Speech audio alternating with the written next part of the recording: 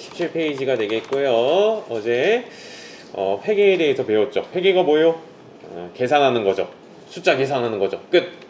회계 뭐라고 썼었죠? 기업의 우리 회사의 재무 정보, 돈과 관련된 정보를 만들게 된다. 돈과 관련된 정보를 만들어서 사람들한테 전달을 하게 된다. 이게 회계였었고요. 재무회계하고 관리회계 비교할 수 있어야 됩니다.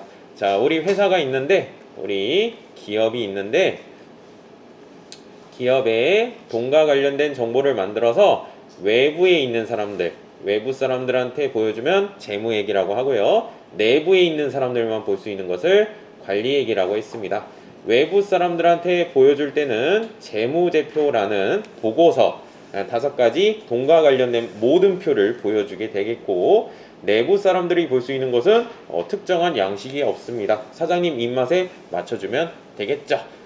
네, 재무제표 돈과 관련된 모든 표였어요. 5가지. 뒤로 넘어가시면 18페이지 돈과 관련된 모든 표 5가지가 있었습니다. 1번 재무상태표, 2번 손익계산서, 3번 현금흐름표, 4번 자본변동표, 5번 주석이 있었어요. 5가지 돈과 관련된 모든 표가 있고요. 재무상태표는 뭐였죠? 지금 시점에 재산 상태를 나타내주는 보고서예요. 손익계산서는요, 일정 기간 동안 12월 31일까지 1월 1일부터 12월 31일까지 사업에 대한 성과를 나타내주는 보고서가 되겠습니다. 그리고 현금의 흐름을 나타내주는 표, 자본의 변동을 나타내주는 표, 뭐 이런 것들이 있고요. 네, 주석이라는 게 있습니다. 주석에 대해서 잠깐 설명 좀 드릴게요. 어제 얘기 안 했는데 잠깐. 재무상태표 어떻게 생겼었죠? 표가 이렇게 생겼었죠. 자산의 위치는 어디? 재산은 왼쪽에다가 표시한다. 자산의 위치는 왼쪽이었죠. 그쵸? 네, 부채의 위치는 오른쪽이었었고요. 돈 땡겨온 거 오른쪽에다 표시하죠. 내가 투자한 돈, 자본은 오른쪽이었습니다. 됐나요? 대표적으로 재산 중에 물건들 뭐가 있을까? 건물이라고 해보죠. 건물 재산이죠. 네, 건물 10억이라고 이렇게 썼대요. 이 건물이 굉장히 궁금한단 말이에요. 그래서 여기다가 기호를 이렇게 붙입니다. 1번 1번 해가지고 이 건물은 강남에 있는 건물이고요. 평수는 몇 평이고요. 뭐 여러가지 부대 시설들이 있습니다. 자세하게 보여주는 내용입니다. 추가적인 정보를 제공하는 것을 주석이라고 하고요. 한글 프로그램에서 각주 뭐 이렇게 생각하시면 되겠습니다. 자세하게 보여주는 보고서가 되겠습니다. 네, 요 정도만 알고 계세요. 여하튼 5가지 돈과 관련된 모든 표가 있습니다. 자, 재무상태표 갈게요. 재무상태표는 지금 시점의 재산 상태를 나타내주는 보고서가 되겠습니다. 자산이 있고요. 부채가 있고요. 그리고 자본이 있었죠. 자산은 뭐라고도 했죠? 초딩적으로 재산이라고도 했습니다. 우리 시험에서는 어떻게 나와요? 이렇게 초딩적으로 안 나오고 자산이라고 해서 나옵니다. 자, 자산은 2가지로 나눌 수가 있습니다. 재화라는 게 있고요. 재화, 물건이라고 생각하시면 돼요. 물건. 그리고 채권이라는 게 있습니다. 채권은 받을 권리. 채권이 제일 어렵거든요. 처음 공부하실 때. 채권 부분은 조금 나중에 나가도록 할게요. 지금은 어떻게? 재산은 물건이다. 이 정도만이라도 생각해 주시면 되겠고, 네, 부채는 초딩적으로 빚. 이렇게 시험에 나와주면 얼마나 좋을까? 부채라고 해서 나옵니다. 그리고 똑같은 표현이 채무라는 표현이 있습니다. 채무, 갚아야 할 의무, 요거를 채무라고 합니다. 요 정도의 용어 정리는 반드시 지금 하고 계셔야 되겠습니다. 네, 됐습니다. 자, 오른쪽 넘어가도록 하죠. 네, 자본이 있습니다. 자본은 어렵거든요. 나의 목, 요거에 대해서 잠깐 설명 좀 드리자면, 아까 건물이 있었어요. 건물 10억. 건물 참 좋아한다, 저 인간. 갖고 싶어요.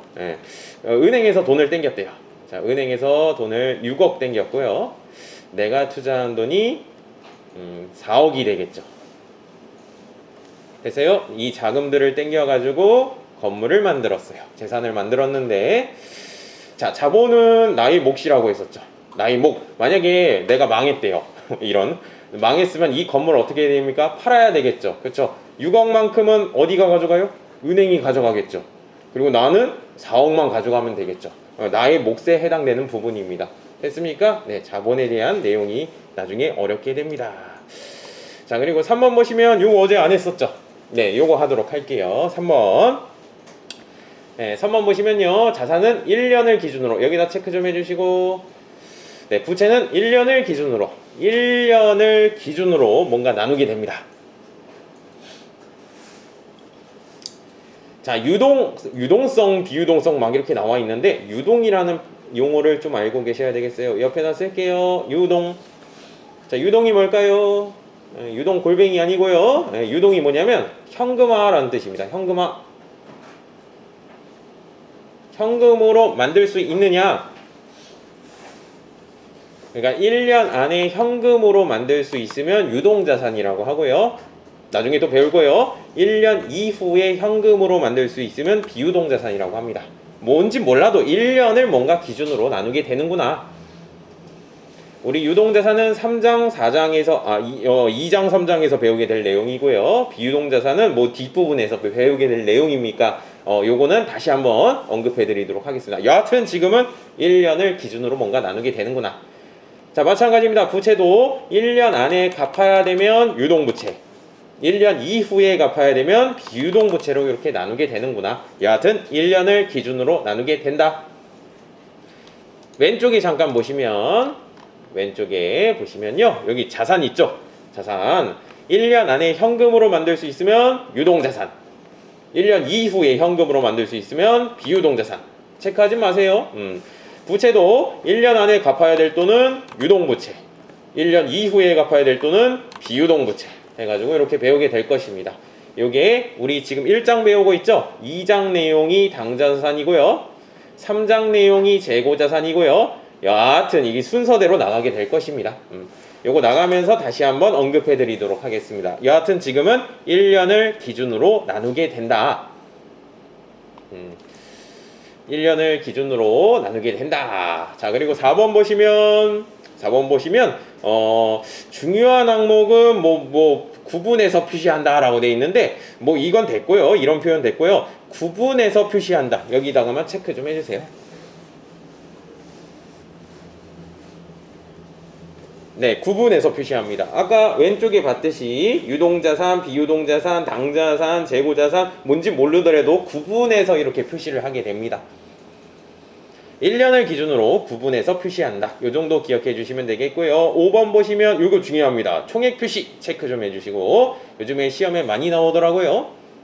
그리고 상계에서 표시하지 않는다. 체크 좀 해주시고요. 그리고 쓰세요. 순액 금지. 이런 표현 많이 나오거든요. 순액 금지입니다. 총액으로 표시하는 게 원칙입니다. 다시 총액 표시고요. 상계에서 표시하지 않는다. 순액 금지. 예시를 하나 들어드릴게요. 그냥 쓰지 말고 보세요. 자, 어떤 거래처가 있었대요.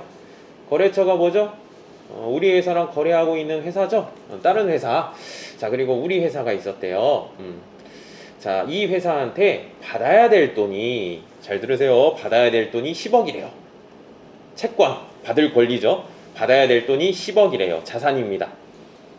그리고 이 회사가 우리 회사가 이 회사한테 갚아야 될 게 예를 들어서 8억이래요. 갚아야 될 돈이. 그럼 얼마만 받아내면 되죠? 2억만 받아내면 될 거예요. 잠깐, 총액 표시가 뭐냐면 10억 받아야 될 돈 있고요, 8억 갚아야 될 돈 있어요 라는 뜻이고요. 순액은 뭐냐면요, 2억만 받으면 돼요 라는 뜻인데, 어떤 게 좋은 정보가 되겠어요? 둘 다 보여주는 게 좋은 정보가 될 거예요. 다 보여주는 게. 그러니까 총액 표시입니다. 퉁 쳐가지고 2억만 받으면 되는 걸요, 이렇게 표시하지 말라는 거예요. 순액 금지입니다. 네. 상계에서 표시하지 않는다. 이게 뭐냐면 계산을 퉁 쳐서 표시하지 않는다 라는 뜻이 되겠어요. 이따가 문제 어떻게 나오는지 한번 볼게요. 네, 손익계 한성하겠습니다. 손익계 한서는 1월 1일부터 12월 31일까지 사업에 대한 성과를 나타내주는 보고서가 되겠습니다. 뒤로 넘어가시죠. 20페이지입니다. 자, 어제 요거 있었을 거예요. 수익은 뭐죠? 번 거. 아유, 창피해. 비용은 뭐죠? 쓴 거. 아유, 창피해. 요런 거 했었죠. 그래서 뭐 이렇게 그림까지 그려봤습니다. 수익의 위치는 오른쪽이었고요. 비용의 위치는 왼쪽이었죠. 그쵸? 수익에서 번 거에서 쓴 거를 빼면 남긴 게 있겠죠. 뭐 이렇게 해가지고 뭐 요런 거 얘기한 적이 있었을 겁니다. 자, 마찬가지로 요 부분 할 건데요. 자, 총액 표시. 네, 마찬가지입니다. 체크 좀 해주시죠. 총액이 뭐라고요? 둘 다 보여주라는 거예요. 순액 금지입니다. 퉁쳐서 보여주지 않습니다. 내가 얼마 벌었고요. 내가 얼마 썼습니다. 다 보여달라는 거예요. 내가 얼마만큼 남겼는데요. 퉁쳐가지고 보여주지 말라는 거예요. 자, 마찬가지입니다. 구분해서 표시를 하게 됩니다. 아까 전에 구분해서 표시한다 뭐 이런 게 내용이 있었죠? 네, 똑같습니다. 여기까지. 그리고 발생주의, 실현주의, 뭐 수익비용 대응의 원칙 이 부분은 나중에 배울 거예요. 네, 지금 배우기엔 좀 그래요.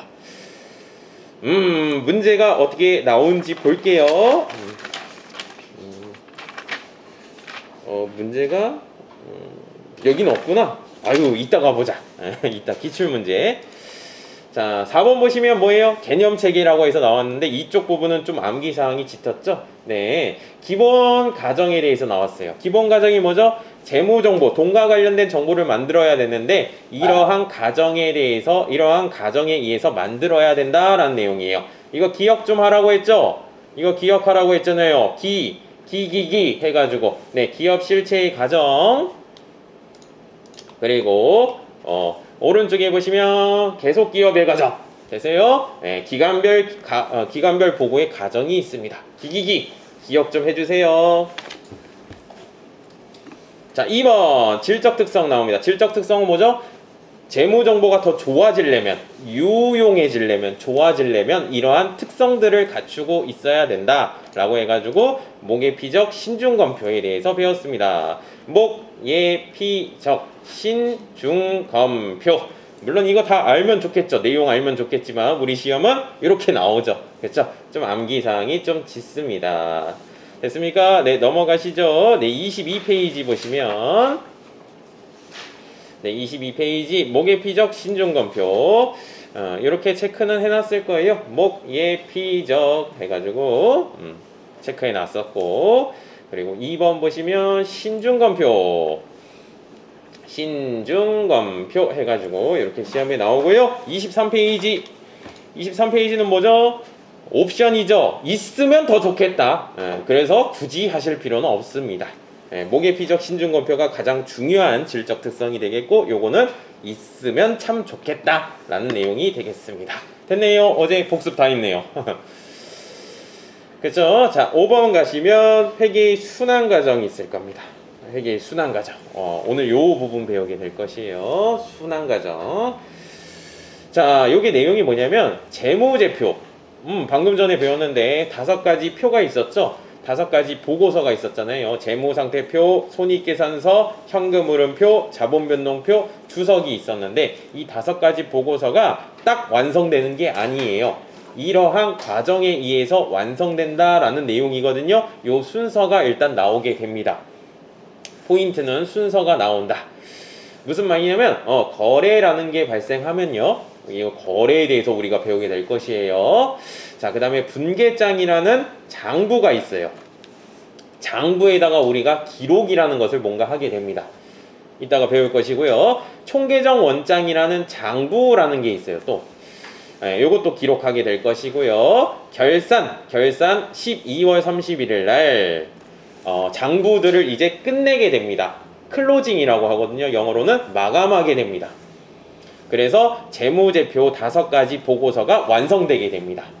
그러니까 1월 1일부터 12월 31일까지 요 과정을 계속 반복하고요.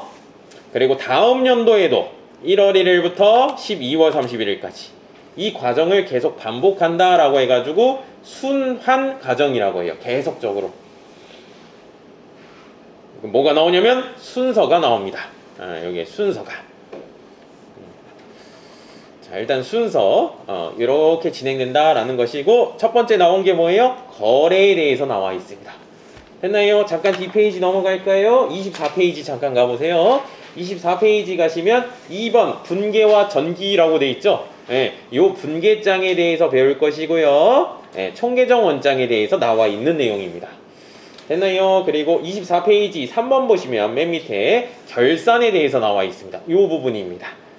결산 절차가 되게 길죠? 25페이지까지 쭉 있어요. 예, 그래서 26페이지까지 쭉 있죠.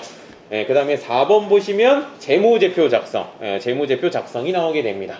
이 순서에 의해서 이렇게 책이 구성되어 있습니다. 됐나요? 네, 전체적으로 쭉 살펴봤어요. 자, 일단 거래에 대해서 설명드리도록 하겠습니다. 거래. 자, 여기 줄줄이 막 써져 있는데 조금 어렵게 써져 있어요. 저는 짧게 쓸게요. 자, 거래라는 것은요, 옆에다 쓰세요. 네, 금액의 변동이 생겼다. 금액의 변동이 생겼다. 저는 이렇게 표시할게요. 금액의 변동이 생겼다. 금액이 생겨났다. 금액이 없어졌다. 금액이 변동이 생기면 거래라고 합니다. 아이, 별거 아니었네. 회계에서 말하는 거래라는 것은요, 자산, 부채, 자본, 변동이 생기는 것을 얘기한다. 증감이 뭘죠? 증가, 감소. 그러니까 금액의 변동이 생기는 것을 얘기해요. 됐어요? 금액의 변동이 생기는 것을 거래라고 한다. 요 정도. 이씨 별거 아닌 것 같은데 24페이지 가주시죠. 자, 24페이지 가시면 자, 이 그림 나와 있죠. 자, 요거에 대해서 설명드릴 건데 회계상 거래가 뭐였죠? 회계에서 말하는 거래는 뭐라고요? 금액의 변동이 생기는 것을 얘기해요. 됐나요? 요거는 금액에 뭔가 변동이 생긴 거예요. 근데 요건 뭐지? 사회통념상 거래라고 되어 있는데 우리 일상생활에서 말하는 거래예요. 그러니까 일상생활에서 말하는 거래하고 회계에서 말하는 거래는 좀 차이점이 있구나. 요게 시험 포인트입니다. 자, 일단 여기다 체크 좀 해주시죠. 계약. 그리고 옆에다 쓰세요. 주문. 시험에 잘 나오는데 주문. 계약, 주문은 회계에서 말하는 거래가 아닙니다.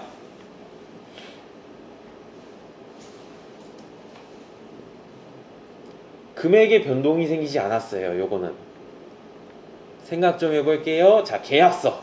여러분들 계약서 쓸 일이 있나? 맨 처음에 그 채용 신입사원 들어가게 되면 근로계약서를 작성하게 됩니다. 그쵸? 쓰지 마세요. 근로계약서라는 것을 작성하게 되죠. 월 얼마 주겠다. 이렇게 작성하게 됩니다. 회사에서. 그쵸? 회사 입장에서 계약서를 작성했대요. 이렇게. 예를 들어서 얼마일까요? 물가가 올랐으니 500만 원이라고 해볼게요. 네, 근로계약서를 이렇게 작성했습니다. 자, 회사 입장에서 금액의 변동이 있나요? 없습니다. 계약서만 썼을 뿐이에요. 한 달 동안 일한 다음에 그때 금액을 주겠죠.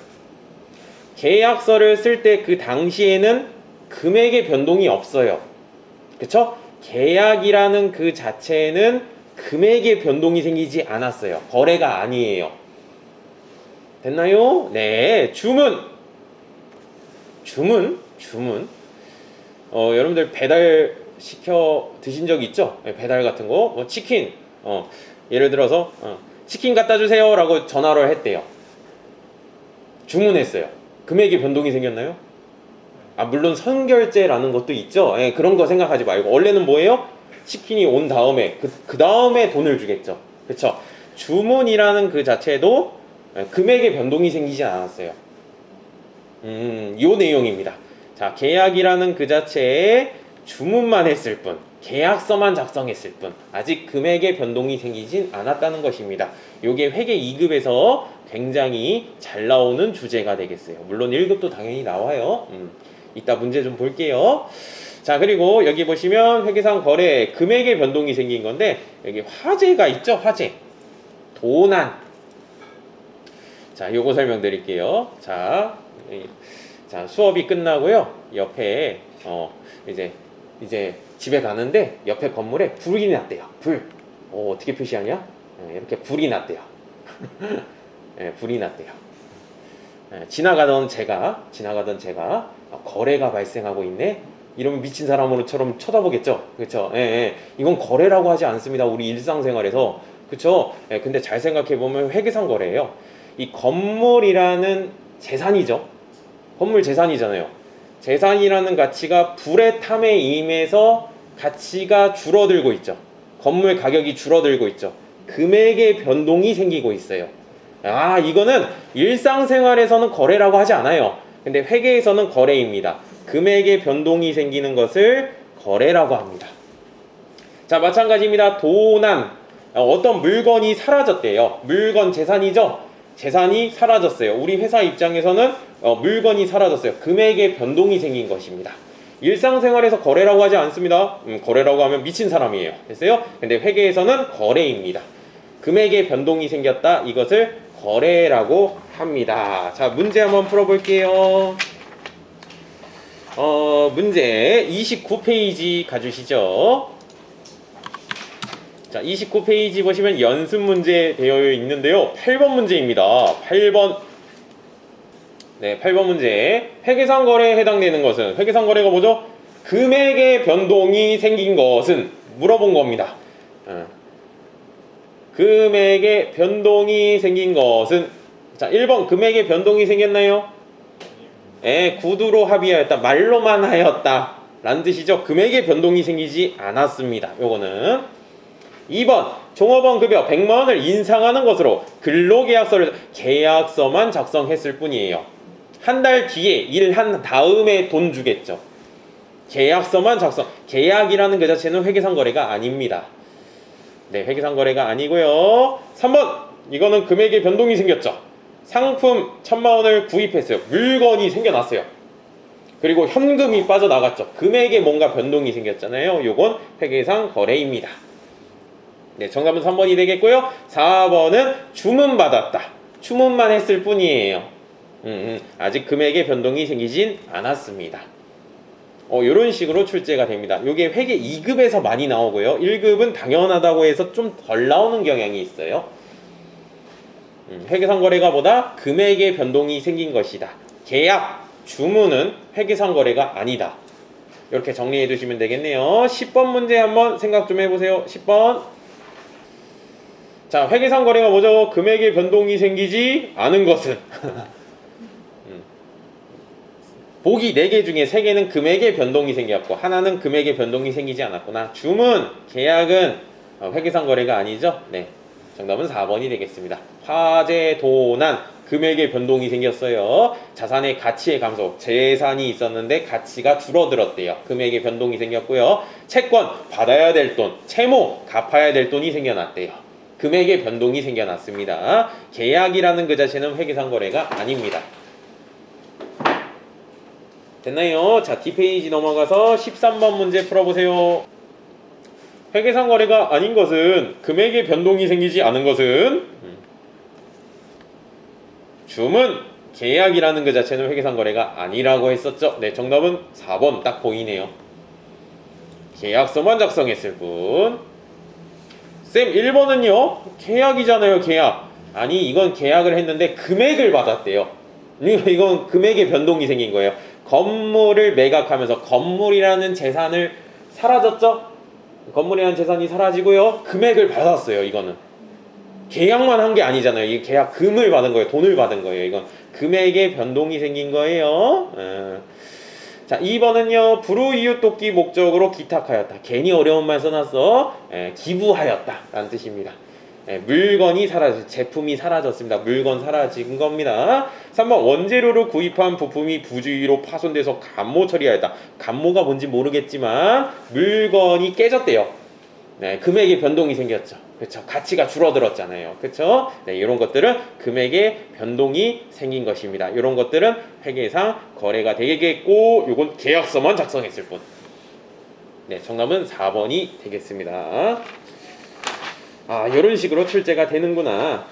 네, 앞으로 넘어가겠습니다. 24페이지. 24페이지. 아니다. 23페이지. 23페이지.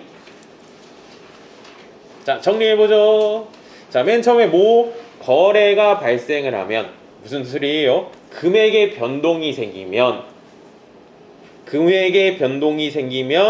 분계장이라는 장부에다가 장부 기록을 합니다. 네, 요거에 대해서 설명드릴게요. 네, 24페이지입니다. 자, 금액의 변동이 생기면 장부 기록이라는 것을 해야 됩니다. 자, 여기 보시면 그림 나와 있고요. 어지럽게 되어 있죠? 이쪽 부분 굉장히 중요합니다.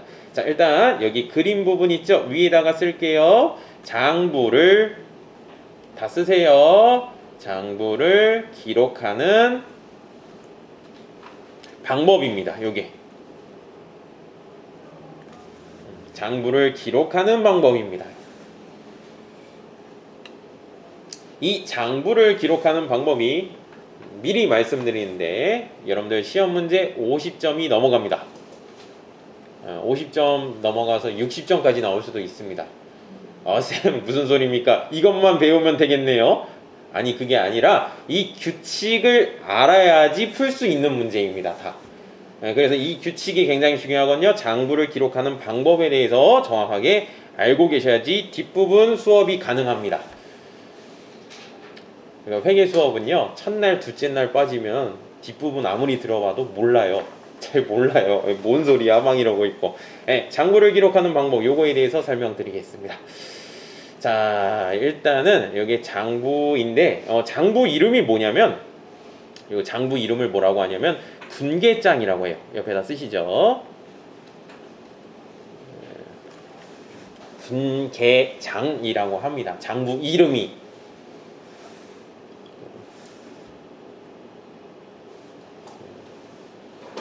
용돈기입장, 가계부. 근데 회계에서는 분계장이라고 합니다. 분계장. 그리고 장부에다가 쓰는데 왼쪽에다가도 쓰고요, 오른쪽에다가도 씁니다. 장부를 나눠서 쓰거든요. 자, 왼쪽을 뭐라고 하냐면 차변이라고 합니다. 오른쪽을 뭐라고 하냐면 대변이라고 합니다. 아유, 더러워 아침부터.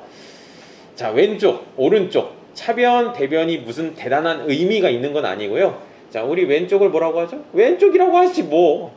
오른쪽을 뭐라고 하죠? 오른쪽이라고 하죠. 자, 자동차, 차 타시는 분들, 자, 왼쪽을 뭐라고 하죠? 좌회전이라고 합니다. 그렇죠? 오른쪽 가려고 하면 뭐라고 합니까? 우회전이라고 합니다. 회계에서는 왼쪽을 그냥 차변이라고 하고요, 좌회전 이러는 것처럼 오른쪽을 뭐라고 하냐면 대변이라고 합니다. 아무 의미 없습니다. 그냥 왼쪽을 차변이라고 하고요, 오른쪽을 대변이라고 합니다. 외우지 마세요. 제가 항상 이렇게 말씀드릴 거예요. 왼쪽 차변 어쩌고 저쩌고, 오른쪽 대변 어쩌고 저쩌고 계속 얘기할 겁니다. 여하튼 대단한 의미가 있는 건 아닙니다. 여하튼 장부를 왼쪽하고 오른쪽 나눠서 뭔가 기록하게 된대요. 됐습니까? 자, 그리고 여러분들 재무상태표 기억나세요? 표? 재무상태표 다시 한번 해볼까? 재무상태표, 자산의 위치가 어디였죠? 재산의 위치는 왼쪽이었습니다. 자산의 위치는 왼쪽이었죠. 자금을 땡겨 온 것을 오른쪽에다 표시했습니다. 갚아야 될 돈, 부채, 내가 투자한 돈, 자본이 있었습니다.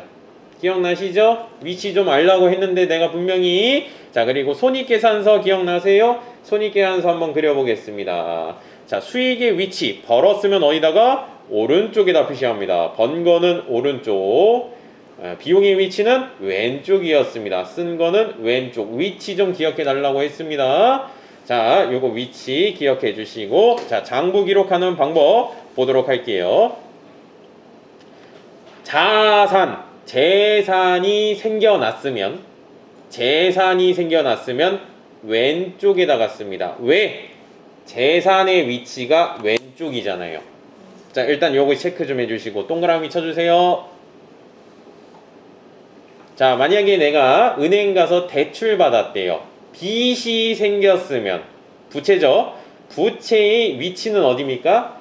오른쪽이었습니다. 빚이 생겨났다면 오른쪽에다 적습니다. 장부에. 왜? 부채의 위치가 오른쪽이니까요. 되나요? 그냥 위치 얘기하고 있는 거예요, 지금. 자본의 위치는 오른쪽이죠. 자본의 증가는 오른쪽에다 적습니다. 동그라미 치시죠? 요거 동그라미 치세요. 자, 우리 회사가 뭔가 번 게 있대요. 수익의 위치는 어디죠? 예, 수익의 위치는 오른쪽입니다. 장부에 어디다 적어야 돼요? 오른쪽에다 적으셔야 됩니다. 자, 우리 회사가 뭔가 쓴 게 있대요. 장부에 어디다가? 왼쪽에다가 적으셔야 됩니다. 비용의 위치는 왼쪽이니까요. 비용의 발생은 왼쪽입니다. 아, 요건 알겠어. 왜? 위치잖아. 이거 동그라미 친 거 위치입니다. 아, 여기까지만 딱 하면 좋겠죠. 근데 재산이 생겨날 수도 있지만 재산이 사라질 수도 있습니다. 건물이 생겨날 수도 있지만 건물을 팔 수도 있습니다. 현금이 생겨날 수도 있고 현금이 빠져나갈 수도 있습니다. 그쵸? 현금이 생겨났으면 현금 자산이죠. 재산이 생겨났으면 어디다 적어요? 왼쪽에다 적습니다. 자산의 위치가 왼쪽이니까. 근데 재산이 줄어들었다. 그럼 어디다 적을래? 반대편에다가 적습니다. 감소가 일어나면 빠져나가면 반대편에다 적습니다. 요건 체크하지 마세요. 일단 뭐부터 알아야 되겠어요? 증가되는 위치부터 알아야 되겠어요. 그리고 감소를 한다면 반대편에다가 적으시면 돼요. 자, 대출 받았습니다. 빚이 생겨났으면 어디다가 장부에 오른쪽에다 적습니다. 그리고 빚을 갚을 때도 있잖아요. 돈 갚을 때도 있잖아요. 빚이 줄어들었으면 반대편인 왼쪽 차면에다가 적습니다. 이걸 다 외울 생각 하지 마시고 지금은 위치부터 기억하시는 게 좋습니다. 마찬가지로 자본의 증가는 오른쪽, 자본의 감소는 반대편인 왼쪽 차변에다가 적습니다. 이게 장부를 기록하는 방법이에요.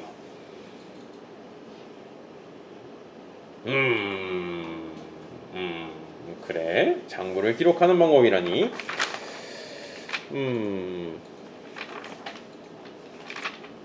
자, 너무 중요합니다. 이쪽 부분.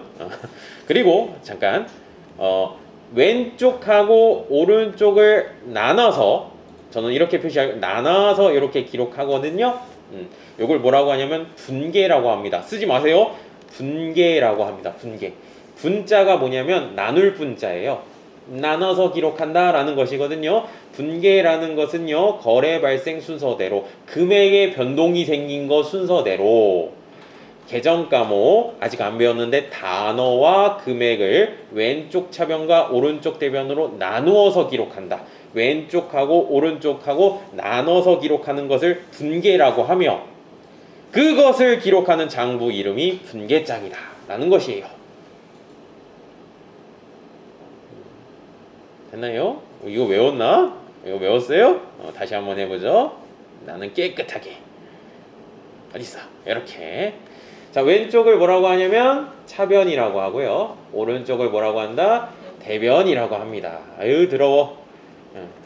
자, 자산의 증가, 재산이 생겨났으면 어디다가? 왼쪽에다가 적습니다. 자산의 증가, 재산이 생겨났으면 장부에 어디다가? 왼쪽에다가 적습니다. 자산의 위치가 왼쪽이니까요. 빚이 생겨났다. 부채의 위치는 어디? 오른쪽이다. 부채의 증가는 장부에 어디다가? 오른쪽에다가 적습니다.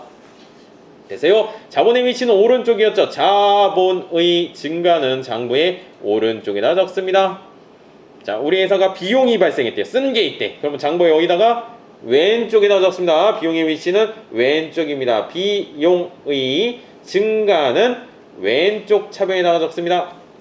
자, 우리 회사가 번 게 있대요. 수익의 위치는 오른쪽이었지. 장부에 어디다가 적어야 돼요? 오른쪽에다 적습니다. 수익의 증가는 오른쪽에다 적습니다. 근데 감소를 하면 반대편에다가, 감소를 하면 반대편에다가, 감소를 하면 반대편에다가. 자산의 감소는 반대편인 오른쪽 대변에다가 쓰고요. 부채의 감소, 빚이 줄어들었다. 대출 갚았다. 부채의 감소는 반대편인 왼쪽 차변에다가 적습니다. 자본의 감소도 반대편인 왼쪽 차변에다가 적습니다. 됐어요? 됐어요? 자, 이걸 뭐라고 하냐면 학문적인 용어로 책에는 안 나와 있죠?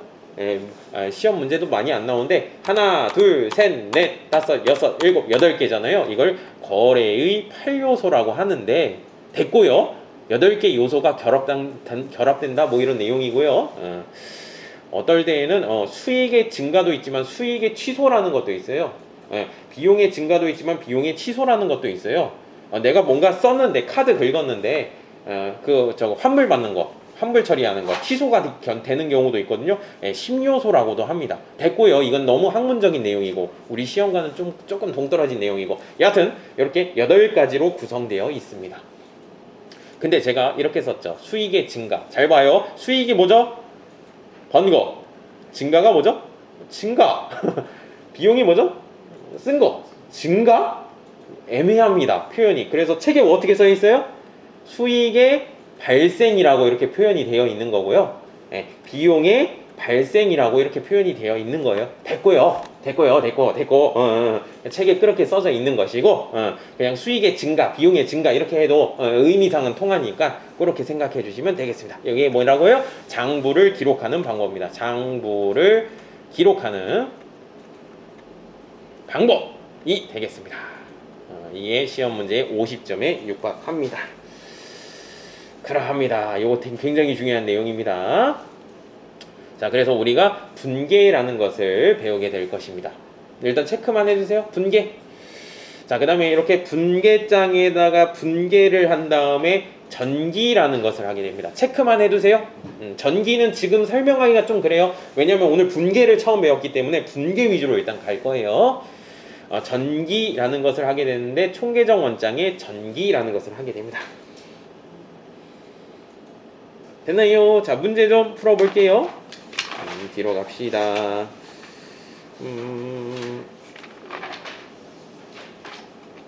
연습 문제는 됐고요. 최신 기출 문제로 가볼게요. 최신 기출 문제 뒤로 가겠습니다. 요거 하고 쉬겠습니다. 일단 389페이지 가주시죠.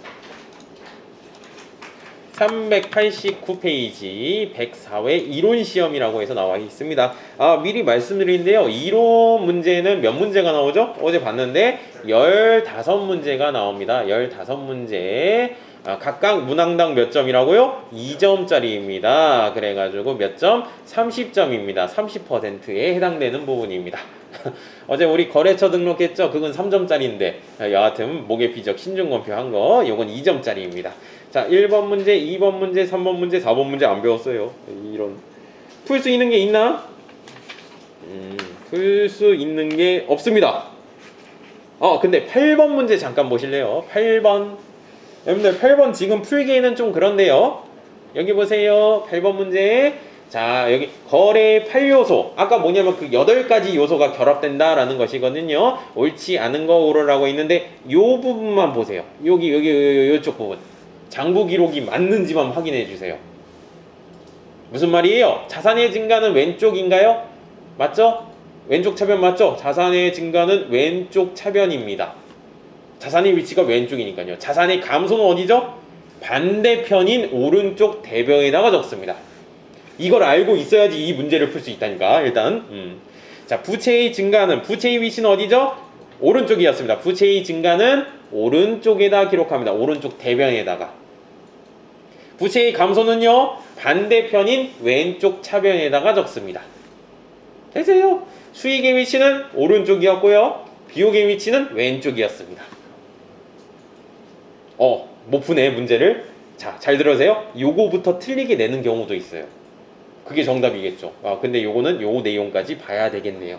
근데 요 내용은 아직 안 봐가지고 우리 공부를 안 해가지고 여하튼 장부를 기록하는 방법을 알아야 되고 요 내용을 알아야지 이 문제를 풀 수가 있겠죠.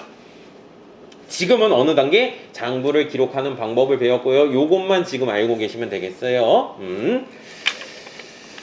네, 넘어갑시다. 네, 393페이지 393페이지가 되겠고요. 여기서부터 실무시험이라고 해서 나오죠. 실무시험 보시면 문제 1번에 1번 문제.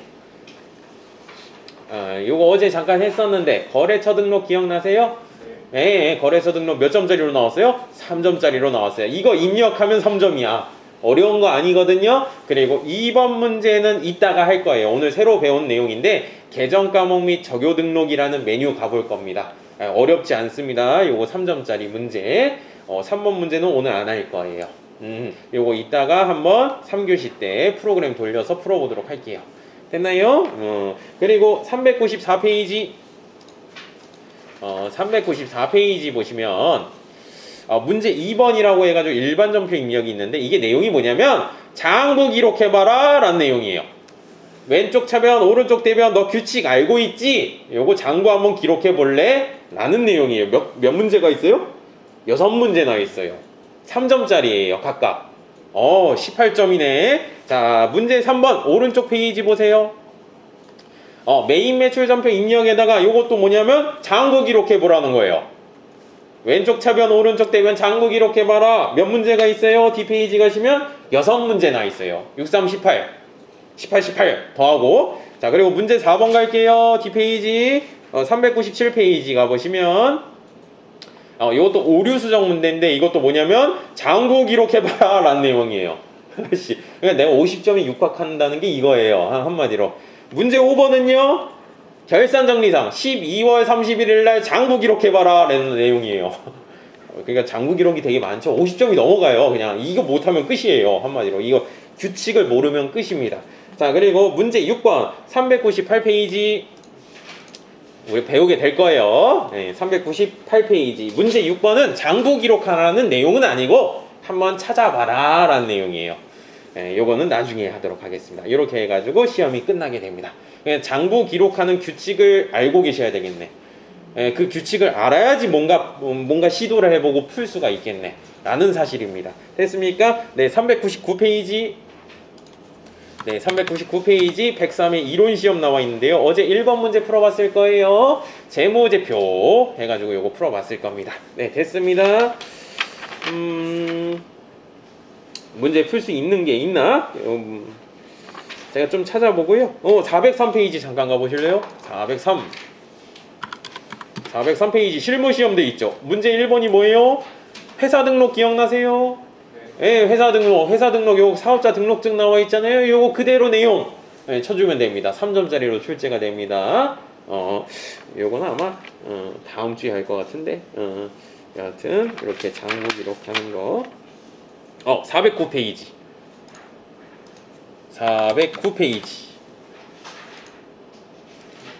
1번 문제 409페이지 1번 문제 요거 장부 기록만 맞는지 확인 좀 해주세요.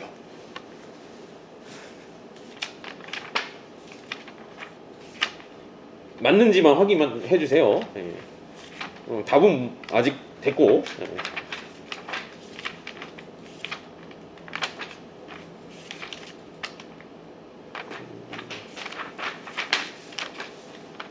문제를 찾고 있어.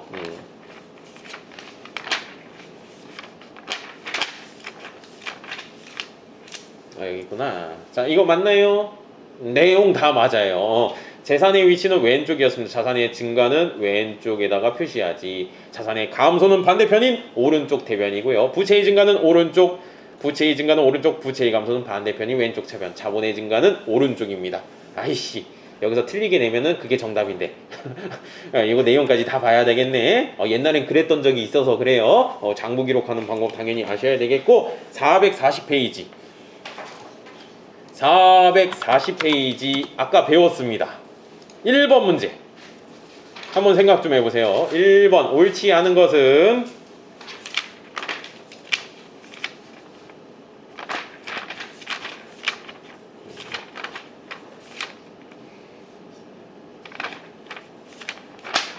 배웠다고요? 아까 전에 이런 말 했을 거예요. 퉁쳐서 표시하지 않는다. 순액 금지라고 했습니다. 네, 정답은 2번이 되겠죠. 아까 뭐라고 했어요? 총액으로 표시해야 된다. 내가 얼마 받아야 되고요. 얼마 갚아야 됩니다. 퉁 쳐가지고 얼마만 받으면 된대요? 이렇게 보여주지 말라고 했어요. 순액 금지라고 했습니다. 옳지 않은 것은 정답은 2번. 나머지는 다 맞습니다. 구분해서 뭔가 하라고 했었죠? 기억나세요? 그리고 발생주의하고 수익비용 대응의 원칙은 나중에 한다고 했었어요. 제가. 예, 그러니까 시험에 요거 가지고 장난 많이 칩니다. 순액 아닙니다. 예, 순액이 아니고 총액입니다. 총액. 자, 그리고 459페이지 459페이지 1번 문제 풀어보세요.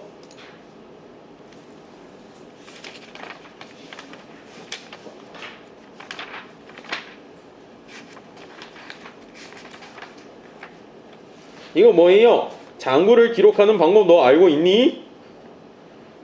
이런 거 나오면 어떻게 해야 돼요?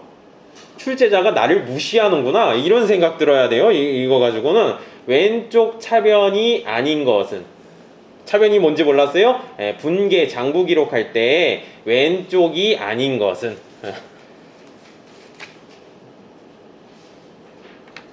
출제자 이게 나쁜 놈 무시하는 거구나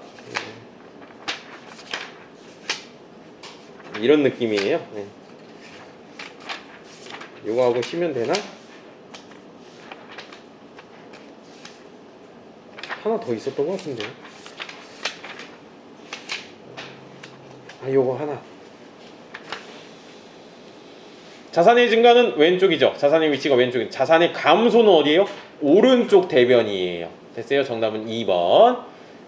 됐어요? 부채의 위치는 오른쪽이죠. 부채의 증가는 오른쪽이고 부채의 감소는 차변이죠. 왼쪽이죠.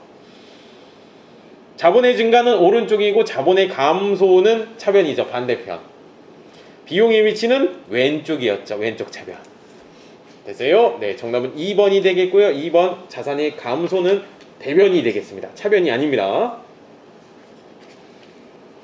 마지막 문제 풀고 쉬겠습니다. 496페이지 496페이지가 되겠고요. 1번 문제인데 아직 안 배운 내용도 있어요.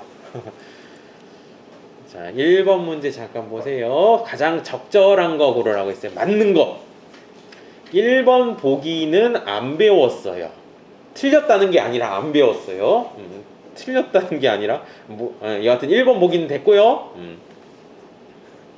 2번 보기 4번 보기도 아직 안 배웠고 2번하고 3번만 지금 알 수 있으면 돼요. 자, 2번 맞나요? 아니에요. 순액 기재하지 말라고 했잖아요. 총액이라고 했잖아요. 요거 가지고 시험 문제 은근히 내더라고요. 총액하고 이거 순액으로 기재한 아니에요. 총액으로 표시해야 됩니다. 2번은 틀린 내용이고요. 맞는 거 고르래요. 3번 맞을까요? 뭔지 몰라도 1년을 기준으로 구분 표시하라고 했어요. 맞는 내용이에요. 정답 3번이에요. 네, 1년을 기준으로 나누게 됩니다. 구분해서 표시한다. 요 정도 지금은. 됐나요? 정답은 3번이 되겠고 1번 보기하고 4번 보기는 아직 안 배웠어요. 4번 보기는 자본 쪽에서 배우게 될 내용이고요. 한참 뒤에요. 좀. 네, 그리고 1번 보기는 아마 다음 주에 하게 될 것 같아요. 됐나요? 잠깐 쉬겠습니다. 네.